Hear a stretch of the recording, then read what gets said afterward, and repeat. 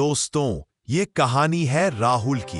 एक छोटे से गांव के किनारे की झोपड़ी में रहता था 23 साल का लड़का राहुल, उसकी मां ललिता देवी और छोटा भाई गौरव जिसकी उम्र सिर्फ 13 साल थी। झोपड़ी की दीवारें मिट्टी की, छत टपकती थी और जब बारिश होती अंदर तक पानी भर जाता था। राहुल के पिता की मौत एक हादसे में तब हुई थी जब वो सिर्फ 17 साल का था। उस दिन से ही राहुल की जिंदगी ने करवट बदल ली थी। पिता के अंतिम शब्द आज भी उसके कानों में गूंजते थे, बेटा अब तू ही इस घर का सहारा है, तेरे छोटे भाई की पढ़ाई मत रुकने देना। राहुल ने 12वीं तक की पढ़ाई की थी, आगे पढ़ने का मन था, मगर घर की हालत ने इजाजत नहीं दी। दिन में गांव के एक डेयरी फार्म में काम करता, शाम को घर लौटकर मां के साथ पशुओं का चारा तैयार करता। हर महीने मुश्किल से 2025 रुपए बनते थे, जिसमें खाना और गौरव की किताबों का खर्च ही सब कुछ खा जाता। रात को जब सब सो जाते, राहुल अक्सर आसमान को देखता और सोचता, क्या कभी ये जिंदगी बदलेगी। एक रात मां ने देखा कि राहुल देर तक जाग रहा है। क्या सोच रहा है बेटा, मां ने पूछा।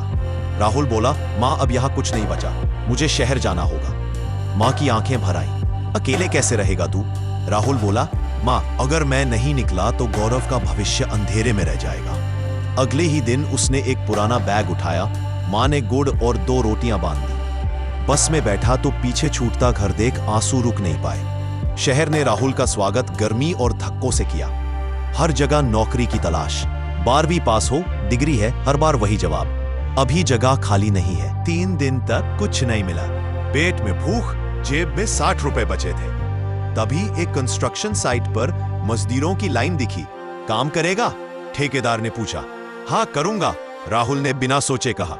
ईंटें ढोना, रेत उठाना, धूप में पसीना बहाना, यही दिनचर्या बन गई।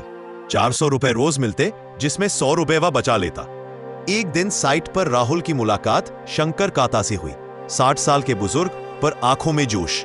काका ने पूछा, बेटा तू कब तक दूसरों के लिए मेहनत करेगा, कुछ अपना कर। राहुल ने मुस्कुराकर कहा, काका करने की चाह है पर पूंजी नहीं।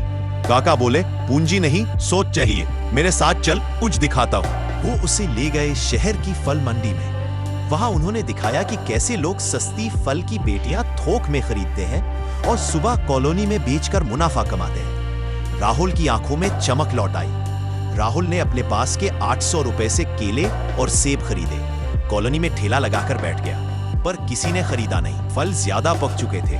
शाम तक आधे फल खराब हो गए। 800 रुपए में से सिर्फ 300 रुपए ही वसूल हुए।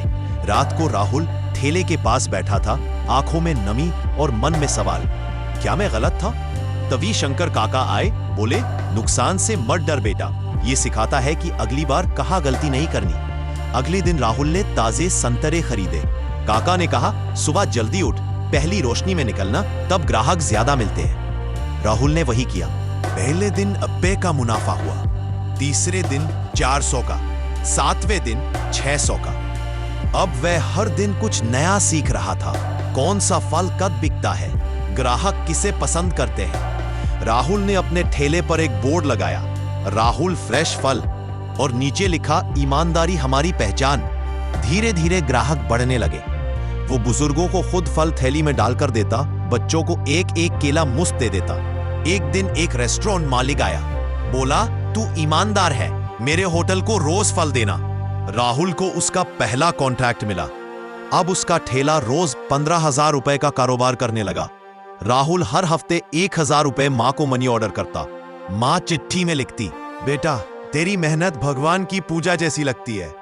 कुछ महीनों बाद राहुल ने एक छोटी दुकान किराए पर ली। बोर्ड लगा, Rahul fruit and vegetable store. सुबह 4 बजे मंडी से फल लाना, दोपहर में दुकान संभालना और रात को हिसाब करना, यही उसकी नई दिनचर्या थी। शंकर काका अब उसके सलाहकार बन गए थे। 1 साल बीत गया, दुकान अब 50,000 रुपए महीने की कमाई देने लगी। राहुल ने घर की मरम्मत के लिए 20,000 रुपए भेजे।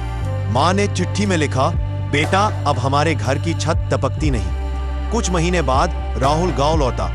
मां और गौरव उसे देखकर रो पड़े। गांव वाले कहते थे, अरे ये वही राहुल है जो पहले दिन रात मजदूरी करता था। राहुल ने मुस्कुराकर कहा, हाँ वही हूं, बस अब मेहनत की दिशा बदल गई है। दोस्तों, राहुल की कहानी हमें यही सिखाती है, गरीबी रुकावट नहीं, एक शुरुआत है। हार सिर्फ तब होती है जब इंसान कोशिश छोड़ देता है। अगर जिंदगी मुश्किल लग रही है तो समझो, भगवान तुम्हें मजबूत बनाने की तैयारी कर रहा है। मेहनत करो, ईमान रखो, वक्त तुम्हारा भी आएगा। अगर आपको राहुल की कहानी पसंद आई हो तो इसे लाइक करें, नीचे कमेंट करके बताएं कहानी का कौन सा पल आपको सबसे ज्यादा छू गया। और हाँ, इंस्पिरेशनल हिंदी स्टोरी चैनल को सब्सक्राइब करें, क्योंकि यहाँ हर कहानी जिंदगी को देखने का एक नया नजरिया देती है।